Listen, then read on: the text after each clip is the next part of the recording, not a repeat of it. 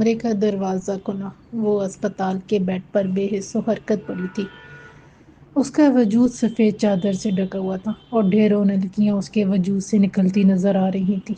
وہ ذرا اس کے نزدیک آیا۔ اس کے چہرے پر گہری چوٹوں کے نیلا بھی نمایاں تھے۔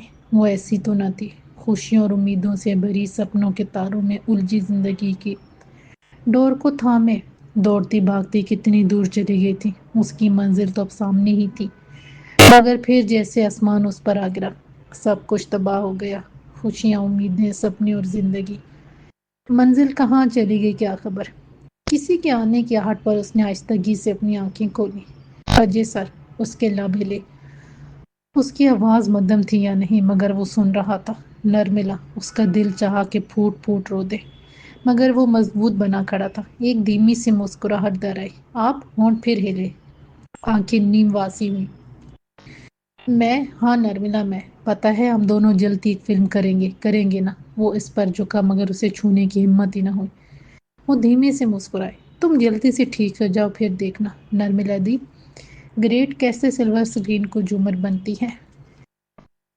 وہ پھر مسکرائی۔ اس کی آنکھیں بند ہو چکی تھیں۔ اجے کی آنکھ سے آنسو کا ایک قطرہ بےتاب ہو کر بہہ نکلا۔ وہ جانتی تھی کہ جس راہ پر اب وہ گامزن ہے، وہاں ایسی بڑی بڑی باتیں بھی بےمعنی سے ہو جاتی ہیں۔ نرملا، ہم ایک ساتھ فلم کریں گے نا؟ میں بہت امید سے آیا ہوں تمہارے پاس۔ وہ جیسے رو دینے کو تھا، پھر اس نے دیکھا کہ اس کی آنکھوں کے ایک گوشے سے آنسو کا ایک قطرہ ابھرا۔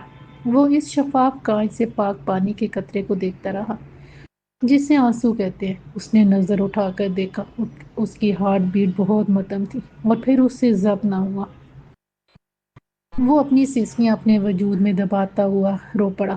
6 فٹ طویل قامت، کثرتی جسم، شاندار مردانہ وجاہت، مشہور فلمی ہیرو، لاکھوں دلوں کی دھڑکن، معصوم بچوں کی مانند رو رہا تھا۔ نرملا آنکھیں موندے بے خبر پڑی تھی۔ وہ جو اس کے ساتھ سیلفی اتروانے کی شوقین تھی، آج بے سود پڑی تھی۔ رونے سے اس کے دل کا غبار کچھ اترا تو اس نے اچھی طرح اپنے چہرے کو صاف کیا اور کمرے سے باہر نکلا، جہاں افضل دیوار کے ساتھ لگا اس کا منتظر تھا۔ شوفر کی سفید وردی میں واقعی ایک نظر میں پہچانا ہی نہ جا رہا تھا کہ وہ ایک ڈرائیور ہے یا اجے چند، مشہور فلمی اداکار۔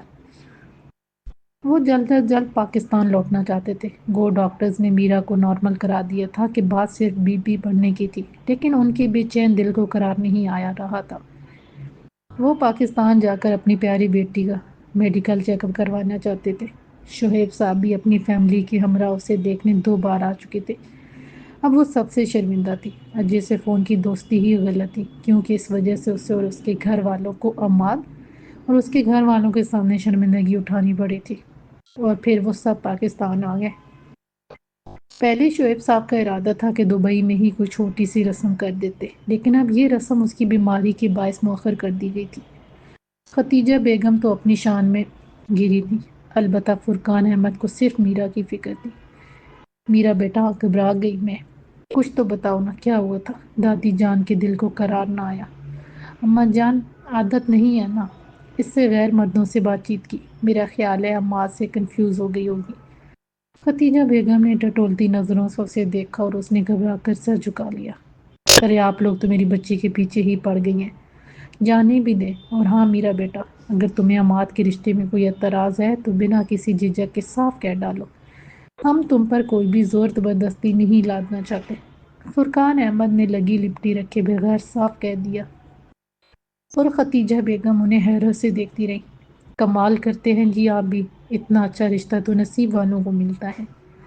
ٹھیک کہتی ہو تم، مگر تمہیں ایسا نہیں محسوس ہوا کہ وہاں سب کچھ مصنوعی ہو؟ سچ بتاؤ، غلط تو نہیں کہہ رہا میں؟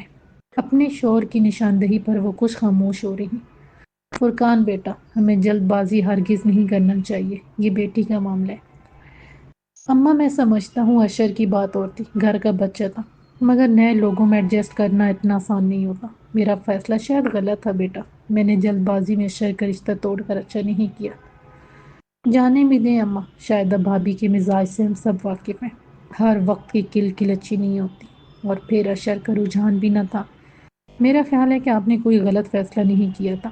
ختیجہ بیگم کے کہنے پر ان کے چہرے پر ذرا رنگ آیا۔ پھر بھی اماد کے بارے میں اچھی طرح چھان پٹک کر لو۔ میری سمجھ میں نہیں آتا کہ آپ کیوں اتنا بڑا ایشو بنا رہے ہیں۔ اگر میرا کو اماد پسند نہیں تو کوئی بات نہیں، مجھے اپنی بچی کی خوشی عزیز ہے بس۔ فرقان احمد نے حتمی انداز میں کہہ کر دونوں ساس بہو کو خاموش کرا دیا۔ ابھی اسے دبئی سے پاکستان آئے تیسرا ہی دن تھا کہ نرملا مر گئی۔ ایسے یوں محسوس ہوا جیسے اس کا کوئی اپنے اس دنیا سے چلا گیا۔ وہ پھوٹ پھوٹ کر رو دی۔ تارا جو اپنا ہوم ورک کرنے میں مصروف تھی اسے یوں روتا دیکھ کر وہ پریشان سی ہو گئی۔ تارا دیکھو نرملا مر گئی، اس نے اپنے موبائل کی سکرین کی جانب اشارہ کر کے اسے دکھایا اور اس سے لپٹ کر پھر رونے لگی۔ اس کی رپورٹس بالکل نارمل آئی تھیں۔ فرقان احمد کے سر سے جیسے بہت بڑا بوجھ اترا تھا۔ شعیب صاحب کا فون آیا تھا، وہ عید کے بعد باقاعدہ منگنی کی رسم کرنا آنا چاہتے تھے۔ خدیجہ بیگم بہت خوش تھی۔ پورا ہفتہ گزر گیا، اجے نے فون نہیں کیا اور پھر ایک شام اچانک اس کا فون آ گیا۔ کیسی ہے میرا جی؟ اس کا لہجہ ذرا بجھا سا تھا۔ ٹھیک ہوں۔ اس کی سمجھ میں نہیں آ رہا تھا کہ اس سے کس طرح سے بات کی جائے۔ عجیب الجھن میں گرفتار تھی۔ حقیقت جاننے کے بعد سب کچھ کتنا بدل گیا تھا۔ اچھا۔ طویل خاموشی کے بعد اس نے ہی قفل توڑا۔ مجھے بہت افسوس ہوا نرملا کا۔ کہتے کہتے اس کا معصوم چہرہ نگاہوں میں گم گیا، آواز بھرا سی گئی، الفاظ کھو سے گئے۔ ساری شکایتیں گلے احتجاج دم توڑ گئے۔ اس کے حلق سے ایک سسکی بلند ہوئی۔ آپ سے تو میں ہمت لیتا ہوں، اب آپ ہی اس طرح روئیں گی تو میرا بھی صبر کا دامن چھوٹ جائے گا۔ اس کی آواز بھی کپ کپا رہی تھی۔ سوری۔ اس نے اپنا چہرہ دوپٹے سے رگڑ ڈالا۔ دامنی کے بعد نرملا کی موت نے مجھے توڑ کر رکھ دیا ہے۔ میں نے پھر بھی شکر ادا کیا کہ وہ مر گئی، کیونکہ وہ بہت تکلیف میں تھی، بہت درد میں تھی۔ اس کے ایک ایک لفظ سے درد جیسے رس رہا تھا۔ اس کے نیر پھر برسنے لگے اور وہ خاموشی سے سنتی رہی۔ آخری سمے جب میں اس سے ملا تھا تو میں نے اسے زندگی کی طرف لانے کی بہت کوشش کی۔ میں نے اس سے کہا تھا کہ نرملا تم جلدی سے ٹھیک ہو جاؤ، پھر ہم دونوں جلدی ایک ساتھ فلم کریں گے۔ پھر وہ بنا رکی اور چلی گئی۔ شاید وہ اپنے اندر اٹھنے والی چیخوں کا گلا گھونٹ رہا تھا۔ اس کی اتنی ہی زندگی تھی، وہ خلاؤں میں گھورتے بولی۔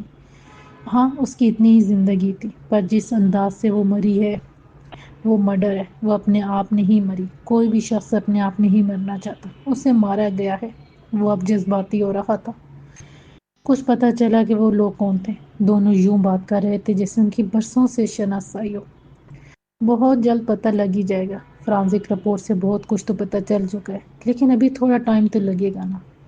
میری دعا ہے کہ جلدی نرملا کے قاتل پکڑے جائیں۔ آپ میرے فون کا انتظار کر رہی تھی؟ اس کے استفسار پر وہ سوچتی رہی، پھر کچھ توقف کے بعد بولی، ہاں انتظار تو تھا، یہ جاننے کے بعد بھی کہ تم اداکار اجے چند ہو۔ اس نے اپنے اندر ابلتے زہر کا سر کچلتے کہا تو وہ جیسے دم بخود رہ گیا۔ روا روی میں وہ بہت کچھ کہہ چکا تھا۔ تو آپ ناراض ہیں مجھ سے؟ مجھے تم سے ناراض ہونے کا کوئی حق نہیں ہے، اسی لیے کہ ہمارے بیچ ایسا کوئی رشتہ ہی نہیں ہے۔ انسانیت کا رشتہ تو ہے نا، بولیے۔ وہ اسے کسی قیمت کھونا نہیں چاہتا تھا۔ کھیل رہے ہو تم میرے ساتھ، وہ چیخ اٹھی۔ فار گاڈ سیک میرا، میں ایسا کرنے کا تصور بھی نہیں کر سکتا۔ بات یہ ہے جیسا کہ آپ نے زندگی کو بھی اپنی فلمی اسکرپٹ کا ایک حصہ سمجھ لیا ہے، اور میں اسی حصے کا ایک کردار ہوں۔ ایسا نہیں ہے میرا جی، میرے دل میں آپ کے لیے کس قدر عزت ہے، کاش میں آپ کو دکھا سکتا۔ اس کے اندر کی سچائی چیخ چیخ کر بول رہی تھی، مگر شاید اسے یقین دلانا مشکل تھا۔ مجھے آپ کی سچائی نہیں دیکھنی ہے جیسا، کیونکہ میں ایک بہت عام سی لڑکی ہوں۔ میری کیا اوقات ہے؟ میں جانتی ہوں، لیکن میں ان لڑکیوں میں سے نہیں ہوں جو کورس کی کتابوں میں اپنے پسندیدہ فلم سٹارز کی تصویریں رکھ کر خوش ہوتی ہیں۔ میں جانتا ہوں آپ ایک مختلف لڑکی ہیں، بہت مختلف، پر پلیز وشواس کریں میرا، میں نے آپ کے ساتھ کوئی کھلواڑ نہیں کیا۔ چلیے مان لیتے ہیں کہ ایسا ہی ہوگا، مگر اتنا بڑا سچ چھپانے کا مقصد تو یہی ہوا نا کہ آپ مجھ سے ٹائم پاس کر کے اپنے لیے انجوائمنٹ کا سامان پیدا کرنا چاہتے تھے۔ وہ تلخ ہو رہی تھی اور وہ شرمندہ۔ وہ اسے کیسے بتاتا کہ سب کچھ اس کی مرضی سے نہیں ہوا، بس ہوتا ہی چلا گیا۔ ایسا نہیں ہے میرا، ایسا نہیں ہے، آپ میرے لیے بہت قیمتی ہیں۔ بہت خوب، میں جانتی ہوں آپ ڈائیلاگز بہت اچھے بولتے ہیں، میں نے آپ کی بہت سی فلمیں دیکھ رکھی ہیں۔ اس کا طنز اسے گھائل کر گیا اور وہ تڑپ کر بولا، خدا را میرا ایسا نہ کہیں۔ اوہ، تو آپ خدا پر بھی یقین رکھتے ہیں؟ اسے ذکر پہنچا کر جیسے اسے سکون سے مل رہا تھا۔ اجے نے پھر کچھ نہ کہا اور فون بند کر دیا۔ اس کے اندر ابار سے اٹھ رہے تھے۔ غم و غصہ دوران خون میں حرارت بڑھا رہا تھا۔ پھر اس کے اعصاب شل ہو گئے اور وہ تھک کر بیڈ پر گر گئی۔ اس کا سانس دھونکنے کی مانے چل رہا تھا۔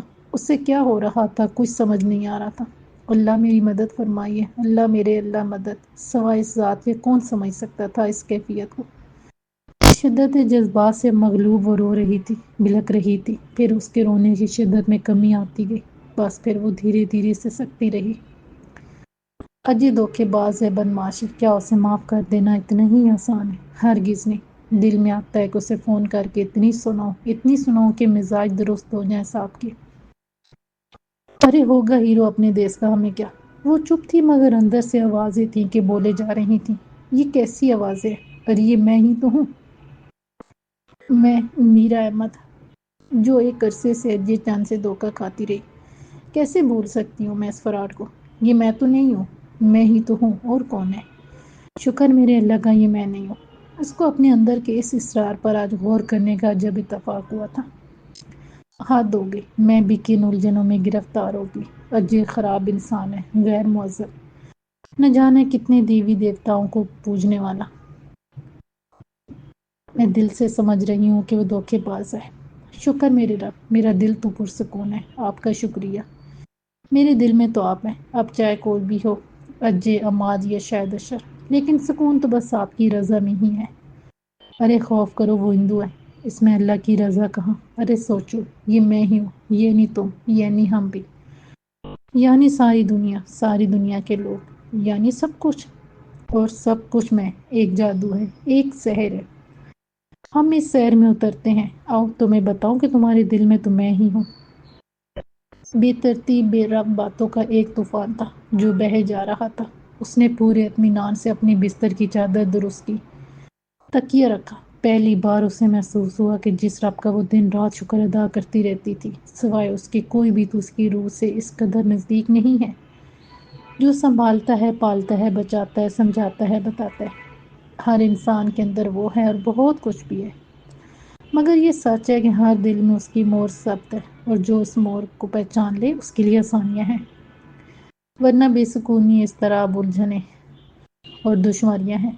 جب پہاڑ جیسی دشواری صبر و سکون کی چاشنی کے ساتھ ان کی جیسی حقیر ہو جائے تو جان لو کہ تمہارا رب تمہارے دل میں ہی ہے، تمہارے ارد گرد محبت کی خوشبو کے ساتھ، جسے تم محسوس بھی کر سکتے ہو کہ تمہارے رب سے بہترین دوست محبوب کوئی ہو ہی نہیں سکتا۔ ہاں، البتہ پہلے اس کے مقام پر یقین کر لو، اور یقین تو بہت ضروری ہے۔ خادمہ تیسری بار اجے کے لیے تازہ جوس لے کر جا رہی تھی اور تھوڑی ہی دیر بعد پھر ناکام لوٹ آئے۔ سنو کیا ہوا؟ شرما صاحب نے ذرا تشویش سے پوچھا۔ سوری سر، انہوں نے ڈور نہیں کھولا، کہیں ایسا تو نہیں کہ ان کی طبیعت خراب ہو؟ ہاں تم ٹھیک کہتی ہو، میں دیکھتا ہوں، انہوں نے کہا اور خود اس کے کمرے کی جانب بڑھے۔ نیموا تاریکی میں وہ بیڈ پر کسی خوف زدہ بچے کی ماں نے سکڑا پڑا تھا۔ کمرے کا اے سی فل تھا۔ انہوں نے اس کے نزدیک آ کر اسے دھیمے سے پکارا، اجے اجے۔ وہ بے سود پڑا رہا۔ اب شرما صاحب کو تشویش ہوئی۔ انہوں نے آہستگی سے اس کے ماتھے پر ہاتھ رکھا تو اس کے وجود کو دیکھتا ہوا پایا۔ وہ کب سے اس کے سامنے بیٹھی ایک ٹک اسے گور رہی تھی۔ پھر آخر وہ تنگ آ گئی۔ شاید میں نے یہاں آ کر غلطی کی، میں چلتی ہوں۔ میرا نے اپنا بیگ اٹھایا اور جانے کو اٹھی۔ ارے رکو ذرا، رکو تو، مجھے ذرا سانس تو لینے دو۔ ثانیہ نے لپک کر اس کا ہاتھ تھاما۔ تو اتنی دیر سے تم سانس لے رہی تھی، وہ چڑ کر بولی۔ ہائے شور میرا، میں کیا کروں، کچھ سمجھ نہیں آ رہا۔ تمہاری سٹوری اتنی عجیب ہے کہ، او گاڈ، ثانیہ نے پھر اپنا سر تھام لیا۔ جب تمہیں یقین آ جائے تو مجھے بتا دینا، میرا خیال ہے کہ میں نے تمہیں بتا کر یہ غلط کیا۔ میرا تم تو ناراض ہو گئی ڈیئر، ثانیہ نے گہرا سانس بھرا۔ مجھے تو یقین ہی نہیں آ رہا۔ وہ یہ جملہ کئی بار دہرا چکی تھی۔ ثانیہ، مجھے تمہارے یقین کی نہیں، تمہاری مدد کی ضرورت ہے۔ تم نہیں جانتی کہ میں کتنی اپسیٹ ہوں، میں نے بہت غلط کیا، زیادتی کی اس کے ساتھ، مجھے ایسا نہیں کرنا چاہیے تھا۔ میں اتنے ٹینشن میں تھی، اسی لیے چلی آئی تمہارے آفس۔ اوپس، کیا امیزنگ سٹوری ہے، وہ تحیر کے سمندر میں ملزم تھی۔ ثانیہ، یہ سٹوری نہیں ہے، حقیقت ہے، وہ چڑ کر بولی۔ ثانیہ نے انٹر کام پر کچھ کھانے کو منگوایا اور اپنا لیپ ٹاپ کھولا۔ اور کچھ ٹائپ کرنے کے بعد اس کے سامنے کیا۔ یہ جان کر اس کا دل ڈوب سا گیا کہ جی بیمار ہے اور اسپتال میں داخل ہے۔ اس کے چاہنے والے اس کے لیے پریشان تھے، سب اس کے لیے دعا گو تھے۔ نیوز اس کے سامنے روشن تھی اور پھر اس سے برداشت نہ ہوا۔ آنسو بے اختیار ہو کر آنکھوں سے بہہ نکلے تھے۔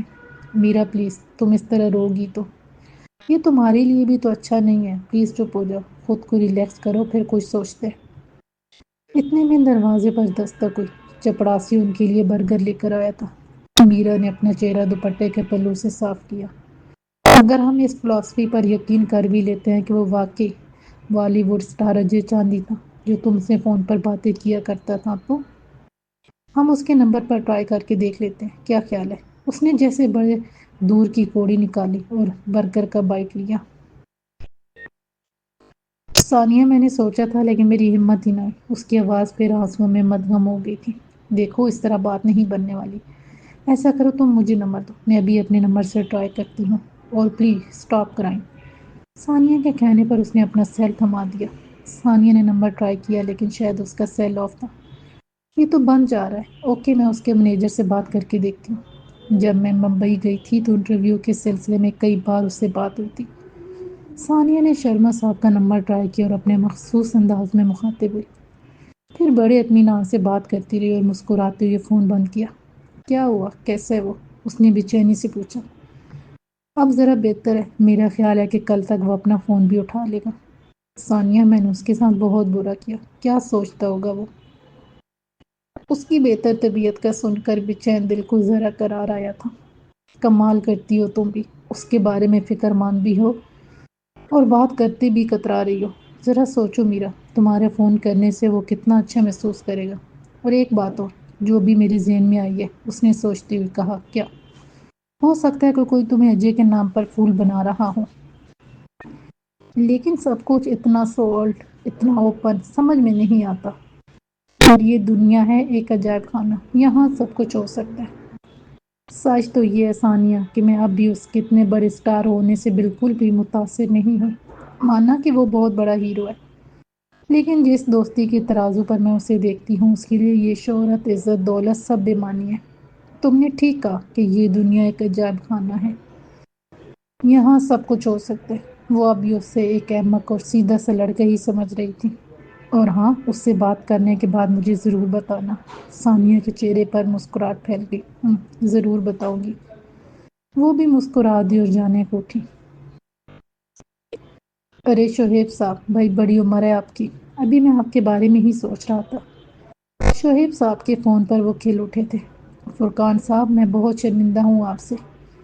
دوسری جانب سے شعیب صاحب کی آواز ڈوبتی ہوئی سی محسوس ہوئی۔ فرقان احمد ذرا چونکے اور ذرا سراسمگی سے پوچھا، شرمندہ؟ سب ٹھیک تو ہے نا؟ جی خدا کا شکر ہے، یہاں سب ٹھیک ہے، مگر آپ سے ایک بات کہنی ہے۔ ان کی لہجے کی ہچکچاہٹ بتا رہی تھی کہ کوئی گڑبڑ ضرور ہے۔ دراصل ہم یہ رشتہ پکا نہیں کر سکتے، ہماری طرف سے آپ بات ختم سمجھیے۔ ختم؟ مگر شعیب بھائی، ایسے کیسے؟ کوئی وجہ تو بتائیے، آخر ہم سے ایسی کیا خطا ہوئی؟ ان کا تو دل ہی بیٹھ گیا تھا، ماتھے پر پسینہ آ گیا تھا۔ خدارا مجھے شرمندہ نہ کریں، میرا کو میں نے اپنی بیٹی کی طرح سمجھا ہے، مگر میں اسے اپنی بہو نہیں بنا سکتا۔ دیکھیے، وجہ نہ پوچھیے پلیز، وجہ تو آپ کو بتانی پڑے گی۔ اگر کسی جرم کے ہم مرتکب ہوئے ہیں تو سزا تو لازم ہونی چاہیے۔ انہوں نے دل کڑا کر پوچھا۔ عماد میرا ایک ہی بیٹا ہے، میں اپنے بیٹے کے لیے ایک تندرست بہو لانا چاہتا ہوں، جبکہ میرا، آپ سمجھدار ہیں بھائی صاحب، میری جگہ خود کو رکھ کر سوچیے۔ وہ لجاجت سے گویا ہوئے، جیسے انہیں ایسا کہتے ہوئے دقت محسوس ہو رہی ہو۔ شعیب صاحب، انیس صاحب سب جانتے تھے اور انہوں نے آپ کو سب بتایا تھا، اس کے بعد ہی معاملہ یہاں تک پہنچا تھا۔ بالکل بجا فرمایا آپ نے، لیکن مجھے یہ علم نہ تھا کہ میرا آپریشن کے بعد بھی بے ہوش ہوتی رہی ہے۔ انہوں نے اپنا سچ کھول کر رکھنے کی کوشش کی جو ان تک پہنچایا گیا تھا۔ دیکھیے شعیب بھائی، رشتہ تو آپ ختم کر ہی چکے ہیں، لیکن خدا کو حاضر و ناظر جان کر میں یہ کہتا ہوں کہ اس آپریشن کو دوسرا سال ہو گیا ہے، اس دوران کبھی میرا بے ہوش نہیں ہوئی۔ البتہ آپ کے گھر میں یہ پہلی بار ہوا تھا، اور اس کی وجہ بھی ڈاکٹر نے آپ کے سامنے ہی بیان کی تھی۔ لیکن مجھے تو یہی بتایا گیا کہ میرا اب بھی بیمار رہتی ہے۔ انہوں نے ذرا حیران ہوتے بتایا تو فرقان احمد چونک اٹھے۔ آپ کو کس نے بتایا؟ برائے کرم آپ ذرا کھل کر بتائیے۔ اور پھر جو انہوں نے بتایا وہ اس کی تفصیل گھر والوں کے ساتھ شیئر نہ کر سکتے تھے۔ جانتے تھے کہ اس راز کے کھل جانے سے ان کی ہی سبکی ہوگی۔ پاکستان میں تو ان کا کوئی ایسا عزیز تھا نہیں جس سے ان کی دشمنی ہو۔ البتہ شادہ بیگم کے مزاج حسد کی آگ میں انہیں کچھ بھی کرنے پر مجبور کر سکتے تھے۔ جو انداز گفتگو شعیب صاحب نے سنایا تھا اس کے تانے بانے شادہ بیگم پر جا کر رکتے تھے۔ اشر سے رشتہ ختم کرنے کے بعد بھی اس قدر زہر تھا ان کے من میں، انہوں نے سوچا بھی نہ تھا۔ اماں جان تو پہلے ہی یہ سن کر کے دبئی والوں نے رشتہ ختم کر دیا ہے دل چھوڑ بیٹھی تھی۔ ختیجہ بیگم کا الگ برا حال تھا۔ پھر وہ کس منہ سے بتاتے کہ کوئی غیر نہیں ان کے سگے بھائی کی بیوی نے ان کی بیٹی کے خوابوں کو اجاڑا ہے۔ اپنی بات میں صداقت کا رنگ بھرنے کے لیے شاہدہ بابی نے جذبات کی رو میں نہ جانے کیا کچھ کہہ ڈالا تھا۔ شام کا اندھیرا چھا رہا تھا۔ اس نے رکشے والے کو کرایہ پکڑایا اور اتر گئی۔ گھر میں سناٹا طاری تھا۔ اس سناٹے میں خوف اور تکلیف کا عنصر بھی محسوس ہو رہا تھا۔ خیریت تو ہے؟ اس نے سوچا، پھر تشویش لاحق ہوئی۔ مجھے تو پہلے ہی شک تھا۔ سناٹے میں ختیجہ بیگم کی آواز ابھری۔ کیا شک؟ تم بہت وہمی ہو گئی ہو ختیجہ، فرقان احمد نے سرزنش کی۔ میں وہمی نہیں ہوں فرقان صاحب، لوگوں کو ہماری خوشیاں عزمی نہیں ہوتی۔ پھر وہی باتیں، اس میں لوگوں کا کیا قصور ہے؟ یہ تمہاری بچی کا نصیب ہے۔ نصیب کی بات نہ کریں گی، اشر بھی اس کے نصیب میں تھا، مگر آپ کی بھاوی صاحبہ کو ہر وقت گلہ ہی رہتا تھا۔ اور اب جب اتنے اونچے گھر سے میری بچی کا رشتہ آیا تو انہیں ہضم نہ ہوا۔ ختیجہ بیگم کی آواز میں درد تھا۔ ارے خدا کی بندی، انکار شعیب صاحب کی طرف سے ہوا ہے، اس میں شاہدہ بھابی کا کیا قصور ہے؟ فرقان احمد چڑھ کر بولے۔ وہ جانتے تھے کہ پہلے ختیجہ بیگم اتنی وہمی نہ تھی۔ اشر اور میرا کے رشتے کے ٹوٹنے کے بعد وہ مہمات میں الجھنے لگی تھی۔ میں نہیں جانتی لیکن وہ جل بھن گئی ہیں۔ جب سے ہم دبئی سے ہو کر آئے ہیں ایک بار بھی انہوں نے قدم نہیں رکھا گھر میں، ملنے تک نہیں آئے۔ یہ جلن حسد نہیں تو پھر کیا ہے؟ دل میں میل نہ رکھو ان کے لیے، میں اماں کی وجہ سے پریشان ہوں۔ ان کا بلڈ پریشر اچھا خاصا ہائی تھا۔ فرقان احمد فکر مندی سے بولے۔ اور میں کیا کروں؟ کس سے گلہ کروں؟ وہ رو دینے کو تھی۔ ارے ختیجہ ہمت کرو، تم ہی تو کہتی تھی کہ اگر اچھا ہو تو میری بچی کا ہو، ورنہ نہ ہو، اور اب جب ان کی جانب سے انکار کر دیا گیا ہے تو پھر کیوں کرتی ہو؟ اچھا ہوا کہ میرا گھر پر نہ تھی، ورنہ میری بچی کے دل پر کیا گزرتی۔ کہاں گئی ہوئی ہے میرا؟ شام ہونے کو آئی ہے۔ ثانیہ کے آفس گئی ہے، آنے والی ہوگی۔ تبھی ان کی نگاہ دروازے پر استادہ میرا پر پڑی اور وہ بکھلا اٹھی۔ ارے تم کب لوٹی؟ پتہ ہی نہ چلا۔ ابھی تھوڑی دیر پہلے لوٹی ہوں امی جی، اس نے بڑے سکون سے جواب دیا۔ وہ سب سن چکی تھی لیکن اس کے اندر کوئی طوفان نہ اٹھا تھا، دل تو پہلے ہی ویران سا تھا۔ ارے میرا بیٹا، اچھا ہوا تم آ گئی، ہم دونوں باپ بیٹی ایک ساتھ چائے پیئیں گے۔ وہ کھسیائی سے تھے، سمجھ نہیں آ رہا تھا کہ کیا کریں کیا کہیں۔ جی ابا جی، میں ابھی چائے کا پانی رکھتی ہوں۔ ارے نہیں نہیں، تم تھکی ہوئی ہو، تمہاری امی ہے نا، کیوں بھائی آپ ہی ہمیں چائے پلوا دیں۔ جی اچھا ابھی لائی۔ وہ فوراً اٹھی۔ دادی جان کی طبیعت کیسی ہے؟ وہ جیسے ناپ تول کر بول رہی تھی۔ ٹھیک ہے وہ، میں نے انہیں دوا دے دی ہے۔ اس سے نظریں ملانے کی ان میں ہمت نہ تھی۔ ختیجہ بیگم اپنے شوہر کی بیچارگی پر کوڑ رہی تھی۔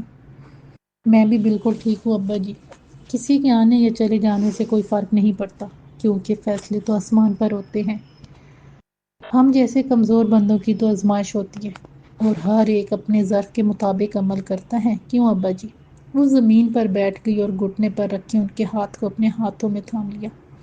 اس کے چہرے پر دھیمی سی مسکان پھیلی تھی۔ فرقان احمد کی آنکھیں نم ہو گئی، وہ جیسے کمزور سمجھ رہے تھے۔ وہ شیر کی مانند طاقتور بن کے روبرو بیٹھی انہیں سمجھا رہی تھی۔ ہاں بیٹیا، ہماری کیا مجال کہ اپنی مرضی سے سانس بھی لے سکے۔ انہوں نے محبت سے اس کے گال تھپ تھپائے اور اپنی آنکھوں کی نمی کو اپنی انگلیوں کے پور سے خشک کرنے لگی۔ ختیجہ بیگم کچھ دیر باپ بیٹی کو دیکھتی رہی۔ بڑی ہمت ہے بھیا باپ بیٹی میں، پر میں کیا کروں، میرا دل بڑا کمزور ہے، نہیں مانتا۔ وہ اپنے آنسو ضبط کرتے ہوئے کمرے سے نکل گئی۔ فرقان احمد اور میرا دروازے کی جانب دیکھتے رہے۔ ایک ماں کے دل کو سمجھانا اتنا آسان نہیں ہوتا، یہ وہ دونوں اچھی طرح جانتے تھے۔ رات کو جب وہ اپنے کمرے میں گئے تو سوئی ہوئی خدیجہ بیگم کے پسمردہ چہرے کی جانب دیکھا، جنہیں بڑی مشکل سے نیند کی گولی دے کر سلایا تھا۔ آنسوؤں کی ایک لکیر رخسار تک پھیل گئی۔ انہوں نے اپنے بہتے آنسوؤں کو صاف کیا کہ خدیجہ بیگم اگر جاگ گئیں تو انہیں یوں اداس دیکھ کر اور بھی رنجیدہ ہو جائیں گی۔ نہ جانے رات کا کون سا پہر تھا، نیند ان کی آنکھوں سے کوسوں دور تھی۔ کمرے میں گھٹن کا احساس بڑھا تو وہ باہر نکل آئے۔ میرا اور تارا کے کمرے کے سامنے قدم خود رک گئے۔ دروازے کے ہینڈل پر ہاتھ رکھا اور آہستگی سے دروازہ وا کیا۔ نائٹ بلب کی دھیمی روشنی میں وہ جائے نماز پر بیٹھی اپنے رب کے سامنے ہاتھ پھیلائے بیٹھی تھی۔ اپنی بیٹی کا یہ روپ دیکھ کر وہ دنگ رہ گئے۔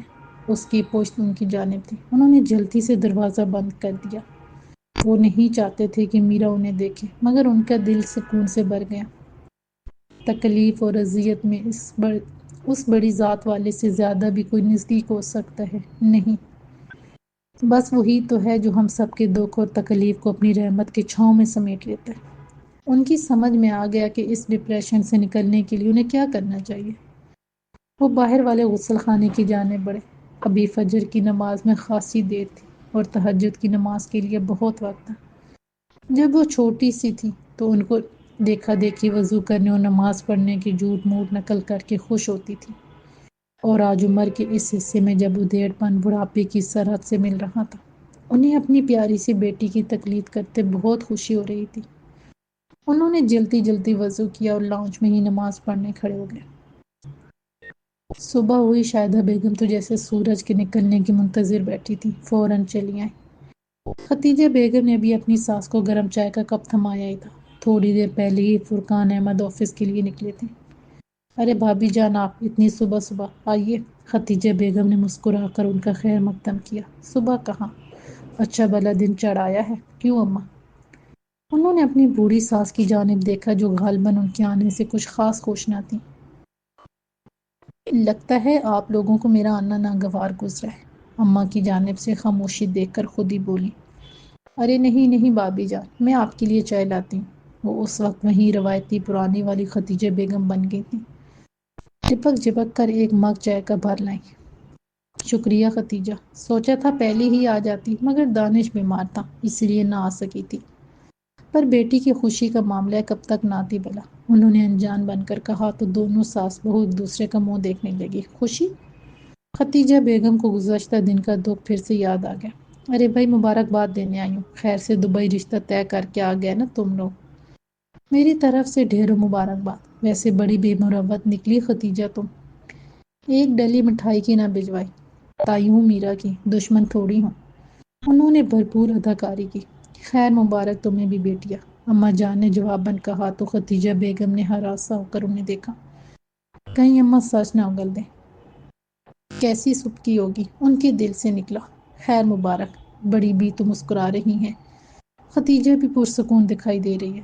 کیا میرے فون کا اثر نہیں ہوا اس دبئی کے امیر زادے پر؟ شاہدہ بیگم کا دل دھڑک رہا تھا۔ خیر مبارک اماں جان، آپ کی بیٹی کو بھی بڑی شکایت تھی، کہہ رہے تھے کہ میرا ان کی بیٹی جیسی ہے۔ اب ایسا بھی کیا کہ چپ چپاتے اس کا رشتہ اتنی دور طے کر دیا اور سگے تائے کو بھنک تک نہ پڑنے دی۔ شاہدہ بیگم نے زبردستی مسکراتے ہوئے گرم چائے کی چسکی لی اور منہ ہی جلا لیا۔ صحیح؟ ارے دیکھ کر بھابی جان، چائے بھی گرم گرم چولہے سے اتار کر لائی ہوں۔ ہاں بس خیال نہ رہا، باپ تو اٹھ رہی ہے۔ ویسے بھی میں چائے ٹھنڈی کر کے پینے کے عادی ہوں نا، لائیے میں ٹھنڈی کر کے لاتی ہوں۔ خدیجہ بیگم نے جلدی سے آگے بڑھ کر مانگ لیا اور باورچی خانے کی جانب چلی۔ ٹھنڈا کر کے ہی کھایا کرو بیٹیا، گرم گرم منہ جلا دیتے۔ اماں جان کے کہنے پر شاہدہ بیگم کا منہ بن گیا۔ نفیس سے کہنا کہ وہ بڑے ہیں، ان سے صلاح مشورے کے بعد ہی سارے معاملات طے کریں گے، اور پھر یہ فرقان کی مرضی تھی کہ رشتے کے بہانے ہی بچوں کو ذرا گھما کر لے آئے۔ ابھی تک معاملات تو چل رہے ہیں، دیکھو فرقان کیا کہتے ہیں۔ آپ کا خیال ہے اماں جان، فرقان میاں اس رشتے کو منع کر دیں گے کیا؟ میرا خیال ہے کہ اچھا بھلا رشتہ ہے، بار بار ایسے رشتے تو قسمت والوں کو ملتے ہیں، انہوں نے کریدنے کی غرض سے کہا۔ بیٹی، رشتے تو آسمان پر بنتے ہیں، دیکھو میرا کے لیے کیا بہتر ہے۔ اتنے میں ختیجہ بیگم چائے ٹھنڈی کر کے لے آئی تھی۔ چلو خیر جو بھی ہو ہماری بچی کے لیے اچھا ہو، کیوں اماں؟ انہوں نے دل سے ابھرتی بد دعاؤں کو فوراً پس پشت ڈالا۔ ہاں بیٹیا، اور سنو، اشر کی نوکری ملی؟ ہاں اماں، نفیس کے ایک دوست کے توسط سے ملی ہے۔ ترقی کے مواقع بھی ہیں۔ چلو شکر ہے، ورنہ میرا بچہ بڑا پریشان تھا۔ اور ندرت کی سسرال کی طرف سے کوئی خیر خبر؟ کیسی خیر خبر اماں؟ انہوں نے تو ہر رشتہ ناطہ ختم کر لیا ہے، یہاں تک کہ دانش تک کو اپنانے پر راضی نہیں ہے۔ دانش کوئی لوارث نہیں ہے، وہ میری بچی کا بیٹا ہے۔ اس گھر میں اس کا بھی اتنا ہی حق ہے جتنا اشر کا۔ تم ندرت کو یہ احساس نہ دلانا کہ خدا نہ خواستہ دانش کے ددیال والے اسے نہیں پوچھتے، اور تم نے تو اسے یہاں بھیجنا ہی بند کر دیا ہے۔ ایسا نہیں ہے اماں جان، میں اسے اپنا ہی لال سمجھتی ہوں، اور بتایا تو تھا کہ بیمار پڑ گیا تھا، پر اب اچھا ہے ماشاءاللہ۔ بھجواؤں گی اسے، آپ فکر نہ کریں۔ اچھا اب چلتی ہوں۔ ان کے جانے کے بعد ختیجہ بیگم نے سکھ کا سانس لیا۔ اماں جان ان کے آنے کا مقصد خوب سمجھتی تھی۔ ضرور فرقان احمد نے ان سے پوری بات چھپائی ہے، ورنہ بنا کسی وجہ کے یوں ہی رشتے ختم نہیں ہوا کرتے۔ وہ آج کئی دن بعد اٹھ کر بیٹھا تھا، مگر نکاہت بہت زیادہ تھی۔ شرما بتا رہے تھے کہ اس کی بیماری کی خبر سن کر اس کے پرستار بنگلے کے ارد گرد جمع ہو گئے تھے۔ لوگوں کے فونز آنا شروع ہو گئے، پھر پوری دنیا سے اس کی بیماری کی خبر سن کر لوگ میسیجز اور میل کر رہے تھے۔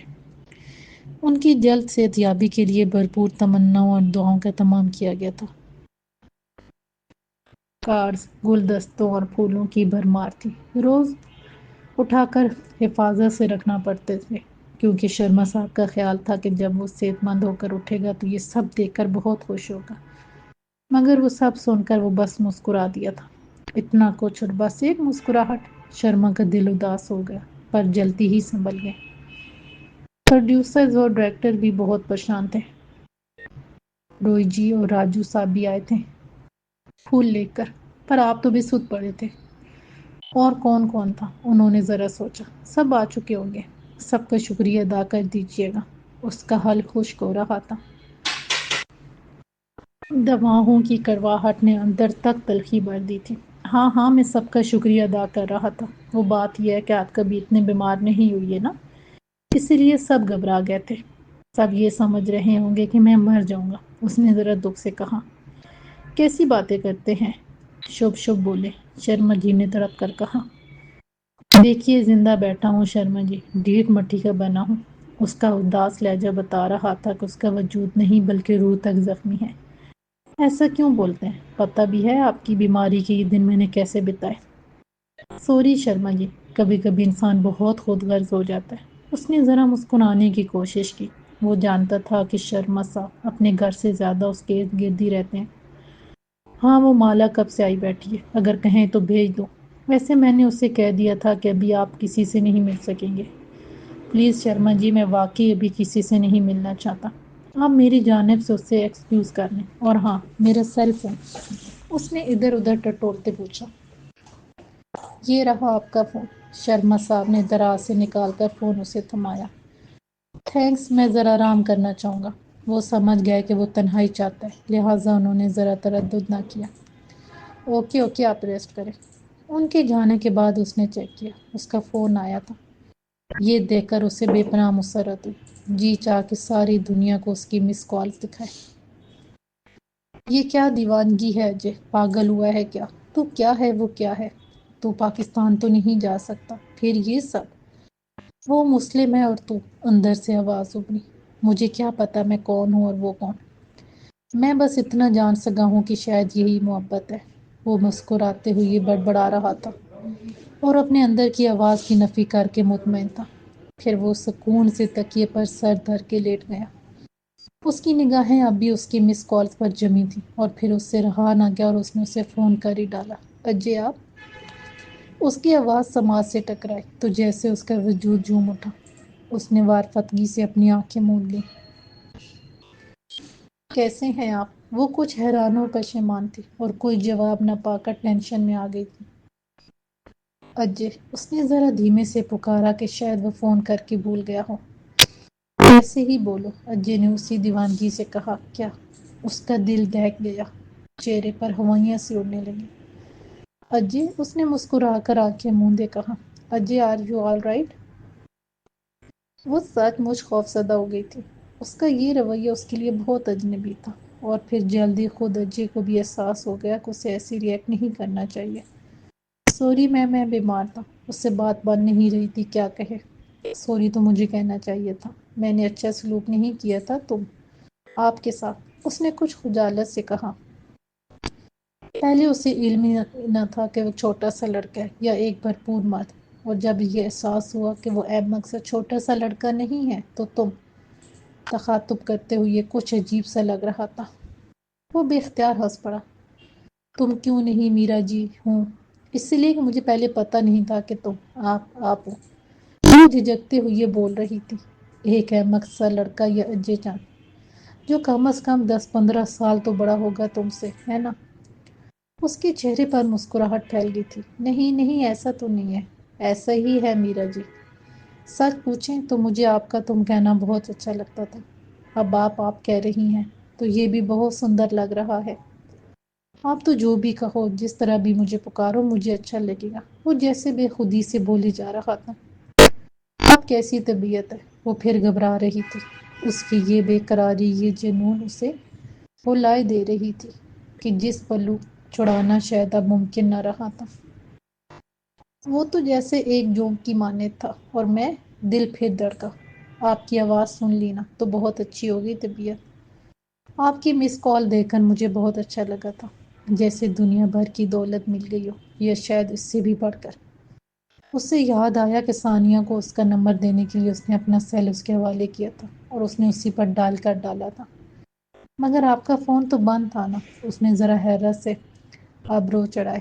ارے جناب، آپ کی مس کال تو میرے دل پر آئی تھی۔ اجے پلیز، اس نے پھر احتجاج کیا۔ پلیز کیا؟ وہ مسکرایا۔ میں آپ کی فلم کی ہیروئن نہیں ہوں، ایک عام سی لڑکی ہوں۔ او سوری، اب سمجھا، غلطی میری ہی ہے۔ جانتا بھی ہوں کہ آپ اس قسم کی لڑکی نہیں، پھر بھی پر کیا کروں میرا جی، زبان اور دل دونوں بے قابو ہو جاتے ہیں آپ کے سامنے۔ اس نے بے بسی سے کہا۔ پہلے تو آپ اس طرح نہیں بولتے تھے، اس سے تو بہتر پہلے والے ہی تھے۔ اس نے کچھ اس طرح سے کہا کہ وہ بے اختیار کھلکھلا کر ہنس پڑا۔ اس کے ہنسنے سے اس کی شرمندگی سے محسوس ہو رہی تھی، جیسے وہ ایک بہت بڑا سا جن ہو جس کی جان ایک ننھی سی چڑیا میں قید ہو، اور وہ چڑیا پہلے والا بہتر تھا۔ I am sorry, really sorry. ویسے ایک بات کہوں، سچ اب دل چاہتا ہے کہ آپ کو سامنے بٹھا کر آپ سے باتیں کروں۔ آپ کی باتوں میں جیسے شہد گھلا ہے۔ آپ کی یہ گول مول باتیں میری سمجھ میں نہیں آتی۔ اس نے سادگی سے کہہ ڈالا، اور وہ پھر ہنس دیا۔ اسے واقعی اس کے رویے سے کوفت ہو رہی تھی۔ وہ بار بار کیوں ہنس رہا تھا، یا وہ باور کروانا چاہ رہا تھا کہ وہ چھوٹی سی بچی ہے؟ ایک بات پوچھوں؟ اسے اچانک یاد آیا۔ جی پوچھئے، آپ سب کچھ پوچھ سکتی ہیں۔ لاجونتی اور شیام چند، ان سے آپ کا کوئی رشتہ ہے کیا؟ کیا؟ وہ سناٹے میں آ گیا۔ پھر اسے خیال آیا کہ آج کل نیٹ کے طلسمی جالوں میں سب کچھ دستیاب ہے۔ اوہ ہاں، لاجونتی میری دادی کا نام تھا، اور شیام چند میرے دادا جی کا، لیکن وہ کہتے کہتے ذرا رکا۔ آپ میرے خاندان کے بارے میں انفارمیشن اکٹھا کر رہی ہیں؟ بہت خوب۔ آپ کے دادا شیام چند بالکل آپ کی شکل ہے، بس ان کے بال گھنگریالے تھے، ہے نا؟ کتنی عجیب سی بات ہے، آپ بالکل اپنے دادا جیسے نظر آتے۔ وہ جیسے خواب میں بول رہی تھی۔ ایسا اس سے پہلے کسی نے بھی نہیں کہا تھا، یہاں تک کہ اس کے سگے باپ نے بھی نہیں۔ پھر میرا نے ایسی تصویریں کہاں سے دیکھی؟ نیٹ پر کیا دادا جی کی جوانی کی تصویریں بھی ہیں؟ وہ دھیڑ بن میں لگ گیا۔ ایسا ہو سکتا ہے میرا جی کہ پوتا اپنے دادی کی شکل کا ہو، بلکہ پر دادا اور نہیں، رام چند کی شکل شیام چند کی شکل سے بالکل مختلف تھی۔ رام چند، آپ کیا کہہ رہی ہیں؟ میں سمجھا نہیں۔ شیام چند کے فادر یعنی رام چند جی، آپ اور آپ کے دادا کی شکل سے بالکل مختلف ہیں۔ آپ یہ سب کیسے کہہ سکتی ہیں؟ اس کی باتیں حیران کن حد تک عجیب اور اسرار سی تھی۔ کیا؟ وہ جیسے اچانک ہوش میں آئی ہو۔ آپ میرے دادا اور ان کے فادر کے بارے میں کیسے جانتی ہیں؟ کیا آپ نے انٹرنیٹ کے تھرو؟ وہ الجھ رہا تھا، اور وہ نفسیاتی دباؤ میں آ گئی تھی کہ پتہ نہیں اسے بتا کر اس نے غلط کیا یا صحیح۔ بہت دیر ہو گئی، میں بھی فون رکھتی ہوں، پھر بات کریں گے انشاءاللہ۔ اتنا کہہ کر اس نے لائن کاٹ دی۔ ایسا کیسے ہو سکتا ہے؟ ہو سکتا ہے کہ انٹرنیٹ پر کسی نے پکس ڈال دی ہو۔ دادا دادا جی پالیٹکس میں تھے، ہو سکتا ہے پرائیویٹلی کسی نے۔ وہ سوچتا رہا، پھر اس نے شرما جی کا نمبر ڈائل کیا۔ وہ پوری معلومات حاصل کرنا چاہتا تھا، یہ اس کے لیے بہت ضروری تھا۔ شرما جی ذرا میرے پاس آئیے پلیز۔